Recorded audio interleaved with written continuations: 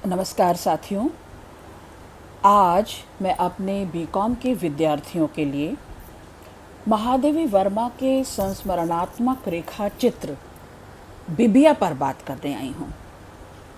साथियों, ये केवल एक संस्मरण भर नहीं, एक रेखा चित्र भर नहीं, बल्कि संपूर्ण स्त्री चेतना या स्त्री विमर्श की व्यथा कथा है। यह मैं आज सिद्ध करूंगी अपने इस व्याख्यान में कि ये केवल स्त्री चेतना ही नहीं, स्त्री विमर्श ही नहीं, बल्कि दलित स्त्री विमर्श की दृष्टि से कितना महत्वपूर्ण है। साथियों, बिबिया का सारा जीवन संघर्ष और समर्पण दरअसल दलित समाज के अंदर ही घटित होता है।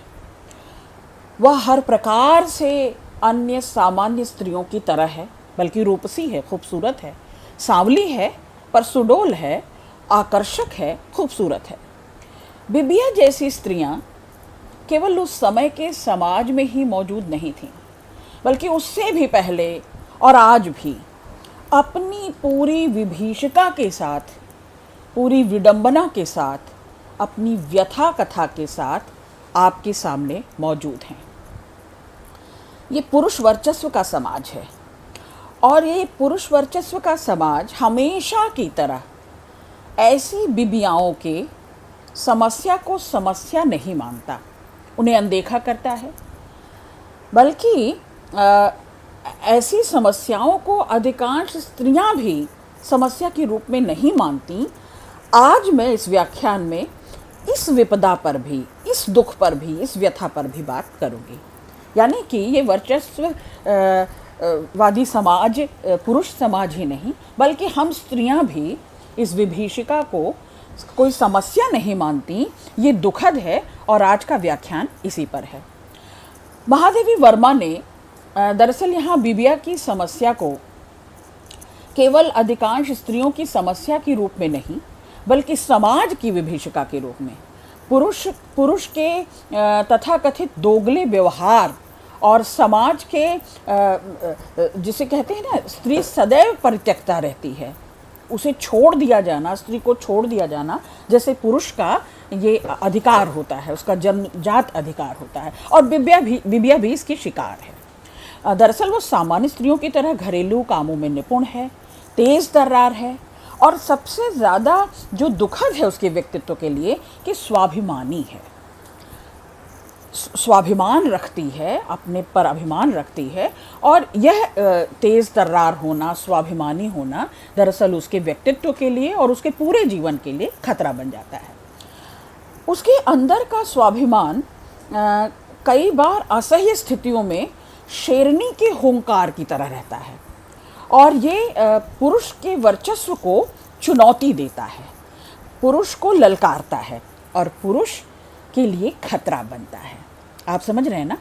यानी पुरुषत्वात्मक समाज में कोई स्त्री अपने मन की करे, मनमानी करे और गलत को बड़ी निर्भीकता से गलत कहने का जोखिम उठाए, यह उनके लिए चुनौती है। बिबिया का चरित्र अंत तक रहस्यमयी रहता है।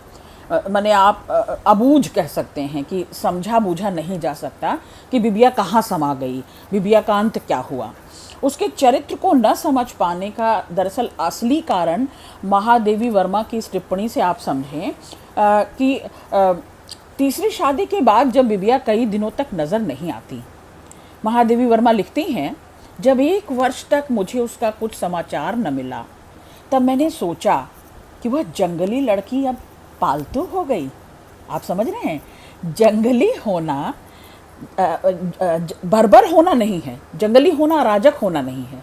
जंगली होना अपने हक के लिए, अपने स्वाभिमान के लिए, अपने निजत्व के लिए जूझना, संघर्ष करना, आवाज़ उठाना और प्रश्न करना, चुनौती देना, जंगली होना। पर पालतू हो गए मतलब कि जैसे अन्य स्त्रियां सरेंडर कर देती हैं, समर्पित हो जाती हैं, येन केन प्रकारेण अपने दुख दर्द को भुला देती हैं और घुल मिल जाती हैं, पुरुष के वर्चस्व को दरअसल बढ़ावा देती हैं। आगे बढ़ती हूँ। महादेवी वर्मा को लगता है कि बिबिया साधारण स्त्रियों की तरह पुरुषों की गुलामी को सहजता से स्वीकार नहीं करेगी। जब 1 साल तक पालतू बना देने वाली विवाह संस्था से बिबिया बंधी रह जाती है तो महादेवी वर्मा को लगता है कि वह भी पालतू बन गई। अब साथियों, यहाँ पर यह विवाह संस्था पर बात करना बहुत ज़रूरी है और आज की जनरेशन को, आज की पीढ़ी को यह समझाना ज़रूरी है। संस्थाबद्ध हो जाना, संस्था के नियम कानून को मानना है, कायदे कानून को मानना है। और कायदा कानून तो यही कहता है कि पुरुष आगे बढ़ता है, लीड करता है, पुरुष का दबदबा बना रहता है घर और परिवार पर, देश समाज पर, स्त्री के व्यक्तित्व और निजत्व पर भी, जो कि बिबिया को स्वीकार नहीं है। वो गरीब ज़रूर है, वह परित्यक्त है, बार बार छोड़ी जाती है वह स्त्री, वह निरादृत है समाज के द्वारा, समाज में उसका आदर नहीं है, सम्मान नहीं है, और क्योंकि रूपसी है, आकर्षक है, तो बार बार चरित्र पर भी लांछन लगता है। इसके बावजूद वह उस वर्चस्व को चुनौती देती रहती है। आप समझ रहे हैं? तो जंगली को पालतू बना देना महादेवी वर्मा की ये बड़ी मार्मिक पंक्ति है कि जो अपनी ज़िद पर, अपने हठ पर, अपने निजत्व को, स्वाभिमान को जीते हुए बढ़ रही थी, वह पालतू बन गई, वह सरेंडर कर गई। महादेवी वर्मा को ऐसा भान हुआ। यह भय इसलिए भी हुआ कि पुरुषों को स्त्रियों को पालतू बनाने का गुर सदियों से मालूम है। इसी अर्थ में बिबिया जंगली भी थी कि जब वह प्रतिकार करती है, जब वह विरोध करती है, जब वह आवाज़ उठाती है या पुरुष समाज द्वारा निर्मित तमाम मनोवांछित चीज़ों को अस्वीकार करती है, तो पुरुष तांत्रिक समाज में बिना प्रतिदान की उम्मीद किए अपने कार्य और कर्तव्यों को निष्ठा से निपटाने वाली बिबिया कोई क्रांतिकारी स्त्री नहीं है, आंदोलन धर्मी स्त्री नहीं है। मैं तो कहूँगी कि फीते काटने वाली, मंच पर दहाड़ने वाली, फेमिनिज्म का नारा देने वाली ऐसी कोई स्त्री वह नहीं है। केवल उसके स्वभाव में स्वाभिमान की मात्रा बहुत अधिक है, और स्वाभिमान होना कोई दोष नहीं है। लेकिन बिबिया क्योंकि छोटी जाति और समुदाय से आती है, धोबिन है, तो बिबिया के लिए, ऐसी स्त्रियों के लिए स्वाभिमान को ढोना दरअसल पुरुष समाज को ललकारना है, चुनौती देना है। नंबर 2, अब आगे बढ़ें कि घर में भाई है, भावज हैं, भौजाई है, अपना नहीं दूसरों का काम भी, माने भाई का परिवार, भाई भौजाई का परिवार, यहाँ तक कि समाज में, आस पड़ोस में भी वह अपना ही काम नहीं, दूसरों का काम भी करके, यानी दूसरों का सहयोग करके, दूसरों की सेवा करके भी आनंद का अनुभव करती है। कभी किसी से झाड़ू खींचकर झाड़ू बुहार दिया, आंगन बुहार दिया, कभी किसी से किसी की रोटी बना दी, कभी किसी की सफाई कर दी, कभी किसी के कपड़े धो दिए, स्वेच्छा से, खुशी से, साज सजावट कर दी, भट्टी चढ़ा दी। स्त्री कपड़ों का धोबिन है क्योंकि पेशे से, तो कपड़े को तरतीब से रख दिया। ये सब कुछ बिबिया के पेशे में नहीं, वह इसे सुख से जीती है, माने सहयोग की भावना को सुख से जीती है। अब यहाँ ये सवाल पूछा ही जाना चाहिए कि वे कौन लोग हैं जिनके लिए बिबिया का अभिमान दोष की सीमा तक पहुँच जाता है। वह आकर्षक है, इसमें उसका कोई दोष नहीं। वह स्वाभिमानी है, इसमें भी उसका कोई दोष नहीं। वह आत्मनिर्भर है, आत्मसम्मान से जीना चाहती है, आत्म अभिमान से जीना चाहती है। वे कौन लोग हैं जो इस स्वाभिमान को दोष समझते हैं? साथियों, ये वही लोग हैं जिनके लिए स्त्रियों को सुंदर वस्त्र मिल जाए, अच्छे गहने मिल जाएं, आभूषण मिल जाएं, और वो चुप की बोली लगा लें, मतलब अपने होठों को सी लें और सब कुछ सहें और कुछ ना कहें। ऐसी स्त्रियों के समाज में स्त्रियां भी उसे दोषी मानती हैं, उसके स्वाभिमान को, और पुरुष तो मानता ही है। पुरुष तो ये सोचता है ना कि स्त्री को क्षमा करना चाहिए, दया दिखाना चाहिए, अधिक से अधिक त्याग करना चाहिए, लज्जाशील होना चाहिए, सर झुकाकर सब कुछ स्वीकार कर लेना चाहिए। स्त्री को 2 कदम पीछे चलना चाहिए। स्त्री को निर्णय लेने का कोई अधिकार नहीं है। स्त्री विवाह के विषय में या अपने स्वार्थ के विषय में, अपने सुख के विषय में सोच नहीं सकती, स्वेच्छा से निर्णय नहीं ले सकती। आप समझ रहे हैं? तो ऐसे पुरुष समाज में, ऐसे पुरुष सत्तात्मक समाज में केवल पुरुष ही नहीं दोषी है। मैं आज यह इस व्याख्यान के द्वारा साबित करूंगी कि वो स्त्रियां भी दोषी हैं जो दूसरों पर कलंक चढ़ाकर, दूसरों के दोष गिनवाकर अपने पतियों से गहने और कपड़े ऐंठती हैं। आप समझ रहे हैं कि मैं सचरित्र हूँ, मैं सीता और सती सरीखी हूँ, और देखो बिबिया जैसी स्त्रियां भी गांव और समाज में होती हैं। चलिए आगे बढ़ते हैं।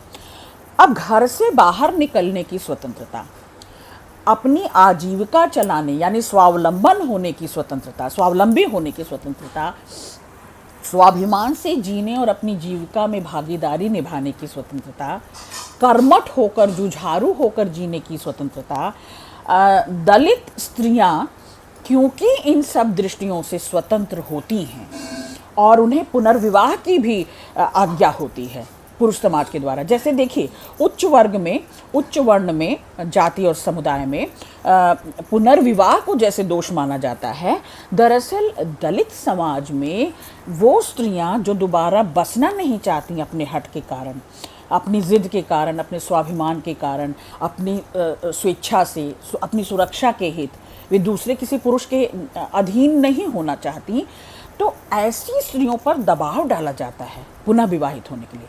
यानी आप सोचें कि उनका अकेला रहना दोष माना जाता है। आप समझ रहे हैं ना? तो अब आगे बढ़ती हूँ कि दलित स्त्रियां ये सब सहते भोगते मुखर हो गई। अब महादेवी वर्मा का ये रोमांटिक दृष्टिकोण है कि दलित स्त्रियां पूर्णतः स्वतंत्र और मुखर हो गई हैं। यहाँ उन्हें उसी पुरुष तंत्र की यातनाएं झेलनी पड़ती हैं जो उच्च समाज में कही जाने वाली जातियों की स्त्रियों को किंचित दूसरे तरीके से झेलती। तो हम स्त्रियां भी हैं, हर स्त्री झेलती है। स्त्री जन्मजात दलित होती है, अब उसकी जात भी नीची हो, हाशिए पर हो, न गिनी जाने वाली हो, तो ऐसे में वर्ग भेद, जाति भेद और समाज की विडंबनाओं की, उनकी कटुता की, क्रूरता की आप सोच सकते हैं, आप अनुमान लगाइए। खैर, तो हम स्त्रियां भी दूसरे अन्य तरीकों से ये सब झेलती हैं। दलित समाज की मान्यताएं और रीति रिवाज थोड़े अलग होते हैं। बिबिया का विवाह उसके जन्म के पूर्व ही निश्चित हो गया। 5 वर्ष की उम्र में उसका विवाह संपन्न कर दिया गया और गौना माने कि विवाह के बाद विदाई के पूर्व ही दूल्हे की मृत्यु हो गई। इस तरह बिबिया वैवाहिक जीवन के दुख सुख को जानती ही नहीं, जाने बिना घर बैठे बाल विधवा हो गई। ऐसी परिस्थिति में जिस प्रकार उच्च वर्ग की स्त्री का गृहस्थी बसा लेना, पुनः गृहस्थी बसा लेना कलंक माना जाता है, उसी प्रकार नीच वर्ग की स्त्री का अकेला रहना सामाजिक अपराध है। Point to be noted, please इसे नोट करिए कि जैसे उच्च वर्ग की स्त्रियां दोबारा घर बसाने की इच्छा भी करें अगर, तो वह कलंक माना जाता है, और निम्न वर्ग की स्त्रियों को, दलित समाज की स्त्रियों को अकेला रहना सामाजिक अपराध माना जाता है। माने बिबिया चाहे भी तो उसका मोह भंग हो चुका हो, विवाह से, पुरुष की प्रजाति से उसका मोह भंग हो चुका हो, विधवा हो चुकी हो, विवाह के सुख को जाने पहले ही विधवा हो चुकी हो, जानने से पहले ही, और वो अकेला रहना भी चाहे तो अकेला रहना सामाजिक अपराध है। विधवा होने से एक तरफ उच्च वर्ग की कहे जाने वाली स्त्रियां जो हैं, यानी उनकी जात जो है, वो उन्हें भी सामाजिक उपेक्षा सहना पड़ता है। साथियों, ये ध्यान रखें कि विधवा स्त्री दोनों ही, चाहे उच्च वर्ग की है या निम्न वर्ग की है, पुरुष के शोषण से उसे मुक्ति नहीं मिलती, चाहे वह उच्च वर्ग की है या निम्न वर्ग की। पुरुष की का वर्चस्व, उसकी सत्ता, उसकी नाक स्त्री के स्वाधीनता छीनती है। चलिए आगे बढ़ती हूँ। विधवा या पति के द्वारा छोड़ी गई स्त्री का पुनर्विवाह एक प्रगतिशील सामाजिक मान्यता है, और दलित समाज के पितृसत्तात्मक व्यवस्था ने यह सुविधा भी दी है। विधवा या पति द्वारा छोड़ी गई स्त्री की भूमिका दलित समाज में सम्माननीय तो नहीं कही जा सकती, लेकिन उन्हें पुनः स्थापित होने, पुनर्विवाहित होने, पुनः घर बसाने का प्रेशर बनता है, का दबाव बनता है। बिबिया को न चाहते हुए भी अपने जीवन में 3 विवाह करने पड़ते हैं और पुरुषों एवं पुरुष शासित समाज की लगातार मनमानी सहनी पड़ती है। आप देख रहे हैं, जो स्त्री मोहमुक्त हो चुकी है, एक तरह से विरक्त हो चुकी है, जिसका पुरुष पर से और विवाह पर से विश्वास उठ चुका है, जो बार बार त्यागी जाती है, छोड़ी जाती है, अपमानित होती है, वो स्त्री जो अकेला रहना चाहती है, वो स्त्री जो अपने बल पर, क्योंकि स्वावलंबी है, पेशे से धोबिन है और कमा खा सकती है, अपनी निजता की सुरक्षा करते हुए, अपने स्वाभिमान की सुरक्षा करते हुए उसे समाज जीने नहीं देता। अकेला रहना भी दरअसल उसके लिए सामाजिक अभिशाप बन जाता है और बार बार उसे प्रताड़ित किया जाता है। और केवल पुरुष नहीं करता, स्त्री समाज भी, स्त्रियां भी, तत्कालीन सो कॉल्ड कहते हैं ना, तथाकथित स्त्रियां जो बड़े सम्मान से जी रही होती हैं अपना गौरव, पत्नी होने का गौरव, दरअसल वो पत्नी होने का गौरव ढोती हुई स्त्रियां बिबिया जैसी स्त्रियों के लिए खतरा बनती हैं और ललकारती हैं बिबिया के चरित्र को, और उसकी ललकार में और पुरुष की हामी में गहने और जेवर बटोरती हैं। यही उनका सुख है। आगे बढ़ती हूँ। बिबिया पितृसत्तात्मक समाज व्यवस्था द्वारा दिए गए स्पेस में भी, माने वो एक स्पेस दिया गया है ना, उसमें भी अपने स्वाभिमान की लड़ाई जारी रखती है। इसीलिए बिबिया मेरे लिए भी, आप विद्यार्थियों के लिए भी और महादेवी वर्मा के लिए एक ज़रूरी संस्मरण, ज़रूरी स्मृति बन जाती है और उसका रेखा चित्र महादेवी वर्मा खींचती हैं आपके सामने। बिबिया का चरित्र एक तरफ तिरिया चरित्र के कॉन्सेप्ट पर चोट करता है। तिरिया चरित्र मतलब समाज की अन्य स्त्रियां जो उसका घेराव करती हैं, जो उसमें दोष निकालती हैं, जो उसके चरित्र पर कलंक लगाती हैं, क्योंकि वह आकर्षक है, सांवली होकर के भी वो सुडोल है, सुंदर है, नमक है उसके सौंदर्य में, और वह आकर्षक है और अपने ठसक के साथ जीती है, अपने स्वाभिमान से जीती है, तो समाज में रहने वाली अन्य स्त्रियां भी उसका जीना दूभर करती हैं। आप समझ रहे हैं? तो तिरिया चरित्र यानी स्त्री का चरित्र, इस कॉन्सेप्ट पर भी बिबिया का चरित्र चोट कर रहा है, और दूसरी तरफ आधुनिक स्त्री विमर्श से भी लगातार जुड़ता है। विमर्श मतलब जांच पड़ताल होते रहनी चाहिए, विमर्श मतलब इसकी खोजबीन होते रहनी चाहिए, विमर्श मतलब नई चुनौतियों और नए परिवर्तन को नई दृष्टि से देखा जाना चाहिए। बढ़ती हूँ। स्त्री के चरित्र पर बार बार बिबिया सवाल खड़ा करती है। स्त्री को सामाजिक बहिष्कार का दंश बार बार मिलता है। सामाजिक बहिष्कार केवल निम्न वर्ग की स्त्रियों का हो ऐसा नहीं है। घर वैसे सिर्फ दलित समाज में नहीं, बल्कि पढ़े लिखे समाज में भी, या तथाकथित उच्च जातियों, प्रजातियों, समुदायों में कही जाने वाली जो स्त्रियां हैं, यह विश्वास तो घर करके बैठ गया है कि स्त्री का चरित्र अबूझ है, रहस्यमयी है। स्त्री न समझ में आने वाली कोई चीज़ है। हम सब्जेक्ट तो है ही नहीं ना, हम सब्जेक्ट कभी नहीं बनी, ऑब्जेक्ट हैं। और ऑब्जेक्ट क्या है? वस्तु है। और वस्तु क्या है? रहस्यमयी कोई चीज़ है, अबूझ कोई चीज़ है। मतलब स्त्रियां सुदर्शन हैं अगर, और खुलकर बोलती हैं, मुखर हैं, और अपनी ठसक के साथ, स्वाभिमान के साथ जीना चाहती हैं, अपने स्वावलंबन को चेरिश करती हैं, नरिश करती हैं और पुरुष को चुनौती देती हैं, तो हम स्त्रियां चरित्रहीन हैं। आप समझ रहे हैं? तो नारी मोहिनी विद्या जैसे हर स्त्री को आती है, और अनायास ये कह उठते हैं कि तिरिया चरित्र देवो न जाने। ये एक सूक्ति बन गई है साथियों, और ये बार बार हम स्त्रियों के लिए प्रयोग किया जाता है, मुखर स्त्रियों के लिए, सुदर्शन स्त्रियों के लिए, और जो अपने ठसक और स्वाभिमान के साथ जीना चाहती हैं ऐसी स्त्रियों के लिए, कि तिरिया चरित्र को तो देवता भी नहीं समझ सकता। स्त्री के चरित्र को, इतनी रहस्यमयी है वो, इतना अपने व्यक्तित्व में रहस्य और रोमांच लिए हुए है कि वो उसकी थाह नहीं पाई जा सकती, उसे समझा नहीं जा सकता। अब ईश्वर द्वारा ही चलाए जा रहे इस समाज में ब्राह्मण, क्षत्रिय, वैश्य, शूद्र जो कई वर्गों में बटा है, ब्राह्मणों में भी कई वर्ग बटे हैं, क्षत्रियों में कई वर्ग बटे हैं। आप जानते हैं प्याज की परतों से स्टेटस सिंबल बदलते रहते हैं। तो इस समाज में ईश्वर भी स्त्री के चरित्र को नहीं समझ पा रहा।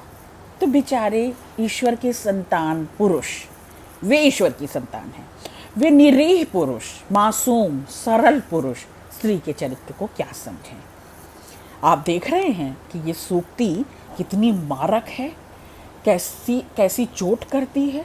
और इसी सूक्ति पर दरअसल ये पूरा संस्मरणात्मक रेखाचित्र महादेवी वर्मा जब आप पूरा पढ़ते हैं तो व्यंजनाएं हैं, व्यंग्य में कर रही हैं हर बात, और वो व्यंग्य बड़ा स्पष्ट है, बड़ा भीतर तक उतर जाता है। तो बिबिया का दूसरा पति रमई है। वो कहता है कि स्त्रिया चरित्र को नहीं समझ पा रहे, नहीं बर्दाश्त करने के कारण कि मैं इसे समझ नहीं सकता हूँ, ये मेरे लिए अबूझ हो गई है, अब घर से निकाल देता है। पत्नी को त्याग दिए जाने का तो अधिकार जन्मजात है पुरुष के पास। वे अपने गुण दोष नहीं देखता, अपने भीतर की कुंठाओं को या ग्रंथियों को नहीं देखता।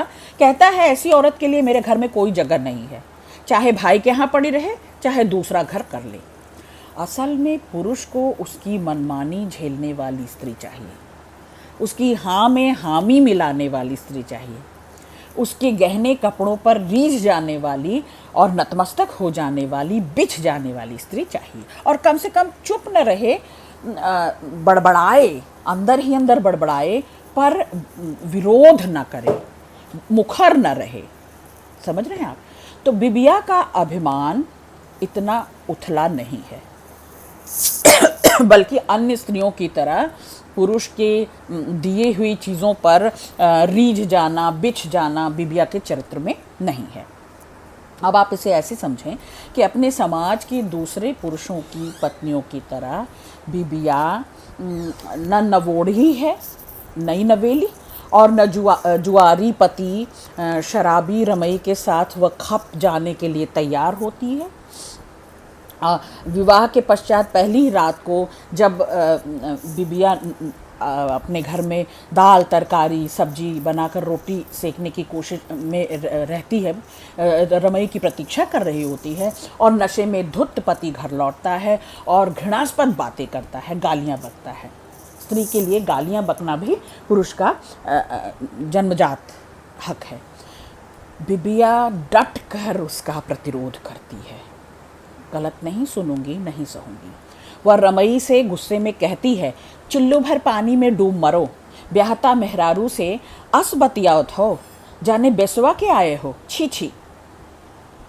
बिबिया रमई से अपने पत्नी होने के न्यूनतम ही सही, बेसिक जिसको कहते हैं, सम्मान की भूखी है और सम्मान की अपेक्षा रखती है कि स्त्रियों को उसका बेसिक सम्मान और स्वाभिमान तो उसका बचा रहे स्त्री का। वह चाहती है कि पुरुष शासित समाज ने जितनी भी जगह स्त्रियों को दी है, अगर जगह दी है, वो स्पेस जो कि अभी एक प्रश्न चिन्ह है, इस पर भी बात करूंगी, तो वही ईमानदारी और वही सम्मानपूर्वक आदर मुहैया कराए, यानी परस्पर का व्यवहार रखे। हम जैसा आपसे व्यवहार करती हैं, हम जैसा आपके प्रति आदर सत्कार और व्यवहार करती हैं, वह आदर और सत्कार के अधिकारी हम स्त्रियां भी हैं। कहीं से यह स्वीकार योग्य नहीं कि स्त्री घर में अपने पति परमेश्वर के लिए गरम गरम भोजन बनाए, उसका इंतज़ार करे, उसके लिए उसकी प्रतीक्षा में बैठी रहे, और पति इससे भी संतुष्ट न हो, बल्कि वह चाहे कि जब वह नशे में चूर आए और गालियां बके तो स्त्री चुप रहे, चुप होकर सहे, विरोध न करे। तो नशे में बेसुध होने पर पति ने अपने आप को अपमानित महसूस किया। बेहोशी में नहीं है। आप देखें कि पुरुष का अभिमान किस हद तक है कि वो शराब के नशे में होकर के भी अपना अपमान समझ रहा है कि ये मेरा अपमान हो रहा है, स्त्री मेरे खिलाफ बोल रही है। तो नशे की हालत में भी वह साबित करने की कोशिश करता है कि बिबिया को अपने पूर्व पति के द्वारा मैंने वो विधवा हो चुकी थी ना, तो बिबिया के कारण ही उसकी मृत्यु हो गई, या उसने भक्ष लिया अपने पति को। दांत निपोर और आंखें चढ़ाकर अवज्ञा में कहा, ब्याहता एक तो भक्षलहीन, आप दूसरे के घर आई हैं, सती छीता बने खातिर। छीता सीता के लिए, सती सावित्री सीता बने खातिर, धन भाग परिणाम पा लागी। कितना बड़ा व्यंग्य है कि एक पुरुष को तुमने भक्ष लिया, यानी कि इसमें भी स्त्री का दोष है कि वह विधवा हो गई, तो यह भी उसी का दोष है। साथियों, ये खालिस पुरुष की प्रतिक्रिया है। यहाँ कोई पढ़ अनपढ़ समाज नहीं, यहाँ कोई उच्च वर्ग निम्न वर्ग नहीं, बल्कि मैं इसे कहूँगी ये पुरुष की प्रतिक्रिया है। श्रेष्ठता की ग्रंथि उसमें जन्मजात भरी है, पूरे दंभ के साथ भरी है कि जैसे ये इसका पेटेंट एटीट्यूड है। पेटेंट मतलब कि सर्वाधिकार सुरक्षित उसके पास है ये, कि अपनी अर्धांगिनी को, अपनी सहधर्मिणी को प्रताड़ित करे, गालियाँ बके, उसको चोट पहुँचाए, उसको मारे पीटे और वो बेजुबान रहे सामने। ऐसे पुरुष सत्तात्मक समाज के भयानक माहौल में बिबिया आत्मसमर्पण नहीं करती। पॉइंट टू बी नोटेड, ये उसके चरित्र के बहुत ज़रूरी हिस्से हैं साथियों। तो साथ के साथ चरित्र भी व्याख्यायित हो रहा है कि बिबिया स्वाभिमान से जीती है, बिबिया अपने जिद और ठसक के साथ रहती है। रूप गर्विता नहीं है, वो गर्व नहीं करती अपने रूप पर, लेकिन वो स्वावलंबी है और अपनी निजता को सुरक्षित रखना जानती है और चाहती है, तो आत्मसमर्पण नहीं करती। इसीलिए नारी मूर्तियां गढ़ने में यकीन करने वाले पुरुष शासित समाज के लिए उसका चरित्र अंत तक अबूझ बना रहता है। बिबिया के चरित्र में मौजूद ये आत्मसम्मान, पॉइंट टू बी नोटेड, यह भावना दोष है। बात मैंने यहीं से शुरू की थी कि किन लोगों के लिए बिबिया का स्वाभिमान खतरा बनता है, किन लोगों के लिए बिबिया का इस ठसक से जीना, प्रश्न करना, प्रतिरोध करना दोष बनता है, अपराध बनता है, चुनौती बनता है। हर सामाजिक सम्मान की शुरुआत आत्मसम्मान की भावना से होती है। आप आत्मसम्मानी हैं, दूसरों के आत्मसम्मान की रक्षा करेंगे, और यह जीने का बुनियादी हक है। यह हक सबको प्राप्त होना चाहिए। आत्मसम्मान की भावना ही सामाजिक सम्मान की भावना बनती है। आप देख रहे हैं, हर व्यक्ति अगर स्वाभिमानी है तो अपने स्वाभिमान की रक्षा करते हुए दूसरे के स्वाभिमान को भी ठेस नहीं पहुंचाएगा, और यह एक तरह का सामाजिक सम्मान है। किसी भी तरह की मुक्ति के संघर्ष का रास्ता इसी आत्मसम्मान और स्वाभिमान से निकलता है और संघर्ष को तीखा बनाता है। बिबिया को जब रमई द्वारा अपने आप को जुए के दांव में रखे जाने का प्रस्ताव पता चलता है, तब वह अपने आपे में नहीं रहती, तमतमा जाती है गुस्से से। गुस्सा क्यों आता है? क्योंकि वह दूसरी समाज की अन्य स्त्रियों की तरह नहीं है, जो पति के गलत सही सब में हामी भरे, जो गहने और कपड़े के लालच में परास्त हो जाए, सरेंडर कर दे। रमई के सारे मित्र जवान बिबिया को पाने की ख्वाहिश रखते हैं, और इसी कारण रमई का एक मित्र करीम मियाँ असभ्य है। रमई को बिबिया को ही दांव पर लगा देने के लिए, जुए में बिबिया को दांव पर लगा देने का प्रस्ताव रख देता है।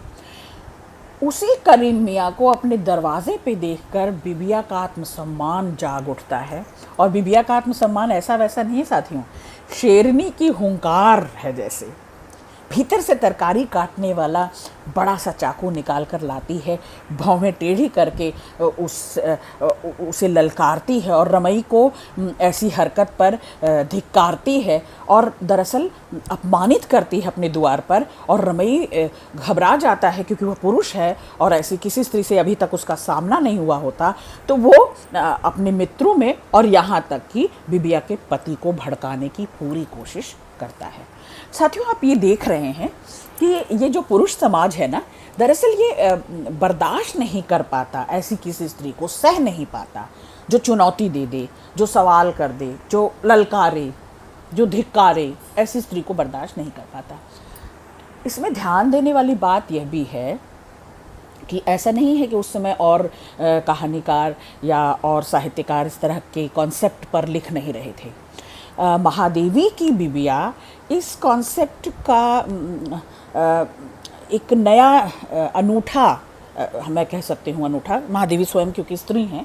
और साथियों, ये ध्यान रखें कि अनुभव का सच सबसे सच्चा होता है, यानी महसूस करना और अनुभूत करना, सोचना और समझना। तो पुरुष समझता है हमारे दुख को, लेकिन स्त्रियां हमारे दुख को जानती हैं, महसूस कर सकती हैं।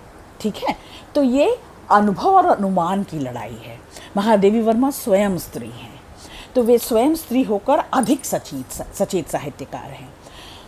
ब्राह्मणवाद को थोथा साबित करती हैं। परंपराओं में जो ये रूढ़ियाँ हो गई हैं और जिन्हें छोड़ देना चाहिए कि स्त्री स्वावलंबी होकर के स्वाभिमान से अपने ठसक से जिए, चुनौती दे, ललकारे, साहस करे, विरोध करे, इस सब पर आवाज़ उठाती हैं महादेवी वर्मा। महादेवी वर्मा ये जानती हैं कि पुरुष का तंत्र था, है और आगे भी चल रहा है, चलेगा, महादेवी वर्मा के बाद भी चल रहा है।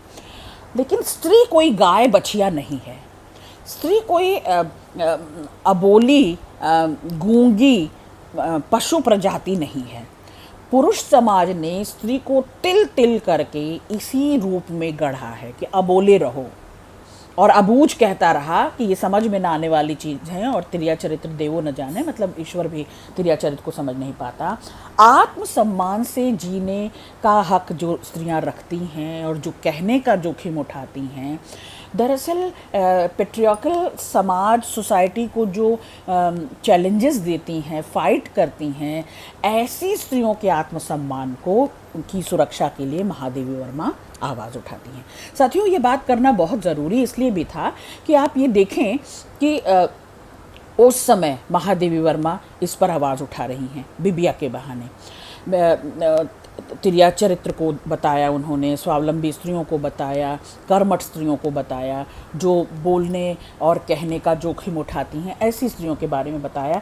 दरअसल ये संकेत है क्या कि इस पुरुष सत्तात्मक समाज में जो अपने सारे गुण दोष, बल्कि अपनी ग्रंथियों को, अपने गांठों को छुपा लेता है और स्त्री का बार बार विरोध करता है कि वह फैसला न ले, वो अपने विवेक से काम न ले, वो पुरुष के सामने आकर खड़ी न हो सके, और पुरुष शराब पिए, जुआ खेले और अपनी स्त्री को भी दांव पर लगा दे, वह सब कुछ, उसकी भीतरी दुर्बलता को स्त्रियां चुप होकर सह जाएं, चुप होकर बढ़ावा देती रहें। ऐसी स्त्रियों से समाज भरा है ना, ऐसी ही स्त्रियों से भरा है।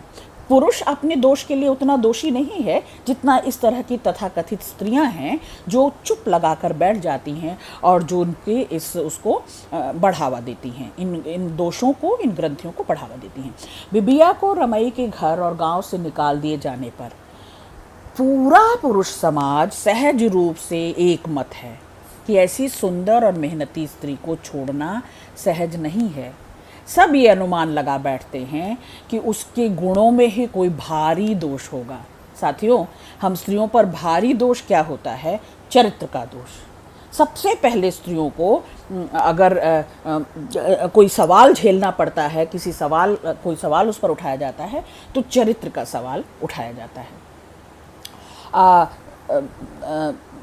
ये अपनी प्रेमिकाओं के साथ खुश हों, इनकी पत्नियां इनका घर संभालें, इनके बच्चों की देखरेख करें, इन्हें गर्म भोजन कराएं, इनकी प्रतीक्षा करें, आदर करें, विवाहिता होने और स्थिर और स्थायी ज़िंदगी और घर देने के लिए इनकी वो रहें, मुरीद रहें और चुप रहें। तो ये दाम्पत्य प्रेम दरअसल एक तरह का एक छल है, एक तरह का ये एक बंधन है, और इस बंधन में स्वेच्छा से स्त्रियां जकड़ी हुई हैं। स्वेच्छा से अपने शरीर को ही नहीं, अपने मन को भी जकड़े हुए हैं। इस पितृसत्तात्मक व्यवस्था में स्त्रियों के मन की चाह को हमेशा महत्वहीन समझा गया। इस एकाधिकार का उपयोग केवल पुरुष करता रहा। पुरुष किसी भी तरह की शारीरिक क्षुधा को मिटाने के लिए घर से बाहर कई स्त्रियों से संबंध रख सकता है। ननिहाल से लौटा झनकू, जो उसका सौतेला बेटा है, बिबिया को पाने की कोशिश करता है और नहीं पाता तो झल्लाता है, छींकता है और सोचता है कि अब इसे किसी दांव पेच में फंसाता हूँ, और उसको चरित्र दोष का आखिरी ब्रह्मास्त्र चला देता है। पुरुषों को ये बहुत आसान लगता है कि ये दांव पेच और इन इरादों को, गलत इरादों को चुपचाप स्त्रियां आज तक सहती रही हैं और आगे भी सहती रहेंगी। और बिबिया को पितृसत्तात्मक समाज द्वारा ये बार बार लांछन, बार बार परित्याग, बार बार छोड़े जाने का उपालंब दरअसल केवल पुरुष समाज के द्वारा नहीं, उस समय की तत्कालीन सभी स्त्रियों के द्वारा भी लगाया जाता है। स्त्री कहाँ मुक्त हो? व्यक्ति रूप में तो मुक्त हो नहीं पाती, अपने निजत्व को खोज नहीं पाती, सब्जेक्ट बन नहीं पाती। स्त्री अपने को स्वावलंबी होकर के भी स्वाभिमान से जी नहीं पाती। तो देह से मुक्ति ही एकमात्र उसके पास उपाय रह जाता है। आप समझ रहे हैं? उपयोग और उपभोग, इससे मुक्त होकर हम स्त्रियां जाना चाहें तो हमारा आश्रय क्या है? हमारा आश्रय है देह से मुक्त हो जाना। जैसे हमारी बिबिया जो लगातार जूझ रही है, लगातार संघर्ष कर रही है और अंततः थक जाती है, अपने इर्द गिर्द के जकड़नों का उसे लगातार एहसास होता है। जितना उन जकड़नों को वो काटती जाती है, विरोध करती है, ललकारती है, उतना ही वह और उसमें उलझती जाती है, उससे उसे मुक्ति नहीं मिलती और अंततः वह कगार तोड़ती भदही यमुना में अंतर्ध्यान हो जाती है। जब नदी अपने पारावार पर थी, अपने बढ़ाव पर थी, अपने लबालब रूप में थी, तो बिबिया देह मुक्त हो जाती है। असल में साथियों, अपने छोटे से जीवन के भयावह संघर्षों के साथ दलित स्त्री विमर्श की मशाल थामे हमारी बिबिया कगार तोड़ती हुई, सारे कोरों किनारों को छोड़ती हुई, तोड़ती हुई, सारे बंधनों और जकड़नों को काटती हुई भदही यमुना में अंतर्ध्यान हो जाती है। यमुना में डूबकर मरी नहीं है, ऐसा महादेवी के पन्नों में निकलकर उसके सम्मुख आकर जैसे वो खड़ी हो जाती है कि अब तक लगभग तमाम मेरे सवालों के जवाब मुझे न मिले। इस सवाल को स्पष्ट जवाब पाने के लिए बिबिया और उस जैसी अन्य कई स्त्रियां क्या वास्तव में चरित्रहीन हैं? क्या बिबिया चरित्रहीन है? यदि नहीं तो वह किसी के घर में आदर से स्थान क्यों नहीं बना पाती? उसका कौन सा दोष रहा है? वह आकर्षक है, उसमें नमक है, वह गुणी है, वह सहयोग करती है, स्वेच्छा से सबके काम कर देती है और उसमें खुशी महसूस करती है, उसकी हंसी नहीं रुकती, वह खुश रहना चाहती है, जानती है। इन सभी कारणों से भी ये सब दोष हैं उसके साथियों, तो उसे हाथ भर भी, सम्मान भर भी जगह कहीं किसी घर परिवार में नहीं मिलती। कोई भी पति उसका पोषण नहीं करता सम्मानपूर्वक, और वह इस समाज के द्वारा त्यागी नहीं जाती, बल्कि बिबिया त्याग देती है ऐसे समाज को। आज के लिए यही व्याख्यान, अगली क्लास में हम इसके चरित्र पर कुछ बात करेंगे। धन्यवाद।